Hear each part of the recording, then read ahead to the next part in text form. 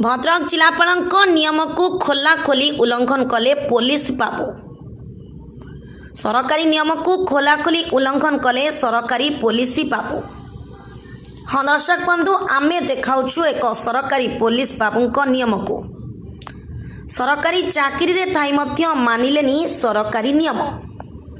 खोलाखोली भावे भद्रक जिलापाल निर्देश भाइब्रेटर डीजे नियम को उल्लंघन करथिले पुलिस बाबू।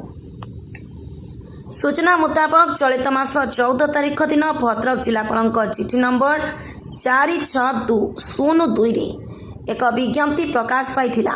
भद्रक जिले में जेकोसी कार्यक्रम डीजे रे भाइब्रेटर को निषिद्ध करागला।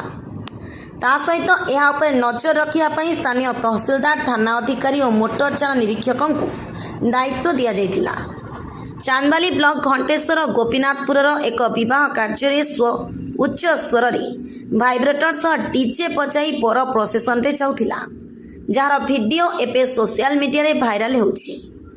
घंटेश्वर फांडी निकट रे एमिति प्रोसेसन हेउथिले भी पुलिस नीरव द्रष्टा साजिथिला, कारण बर बेसरे थिले जणे पुलिस कर्मचारी। से स्थानीय गोपीनाथपुर ग्रामर महेंद्र पल्लई पुओ शंभुनाथ पलाई, जे कि वर्तमान अनुकूल जिले में जड़े पुलिस एसआई भावे कार्यरत। एटारे प्रश्न उठुछि, जिलापाल नियम क्या पुलिस बाबू कौन नियमर ऊर्ध्वरे? जदि आईन निकट में समस्ते समान, तेरे पुलिस बाबू विरुद्ध में दृढ़ कार्यानुष्ठान नेबाकू दाबी करिसेंती स्थानीय लोके।